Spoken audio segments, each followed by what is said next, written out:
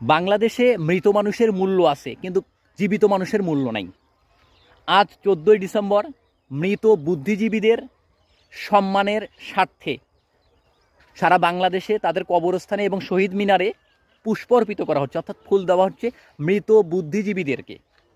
অর্থাৎ 1971 সালে পাকিস্তান বাহিনী যে নৃশংসতা বর্বরতা চালিয়েছিল আমাদের মুক্তিযোদ্ধা এবং বুদ্ধিজীবীদের উপরে, তাদের সম্মান রাখার জন্য, তাদের প্রতি সম্মান প্রদর্শন করার জন্য সারা বাংলাদেশে পুষ্প অর্পিত করা হচ্ছে, অর্থাৎ ফুল দেওয়া হচ্ছে।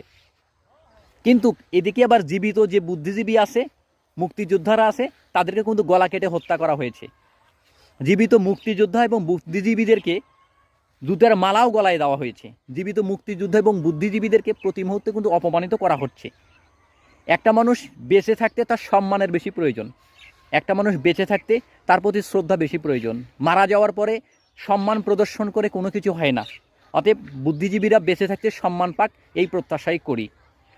বুদ্ধিজীবীরা, মুক্তিযোদ্ধারা বেঁচে থাকতেই তাদের দেখে যেতে পারুক, তাদের ত্যাগের বিনিময়ে তারা সম্মানিত হয়েছে, তারা ভালোবাসা পেয়েছে, তারা নিরাপত্তা পেয়েছে, তারা তাদের জীবনের মান আছে এদেশে, যেহেতু তারা অনেক ত্যাগ, অনেক শ্রম, অনেক মেধা, অনেক কিছু দিয়েছে আমাদের এই দেশটাকে স্বাধীন করার জন্যে। তাই মৃত বুদ্ধিজীবীদের সম্মানের পাশাপাশি বেঁচে আছে যে সমস্ত বুদ্ধিজীবী বা মুক্তিযোদ্ধা, তাদের সম্মান নিশ্চিত করা প্রয়োজন এই মুহূর্তেই।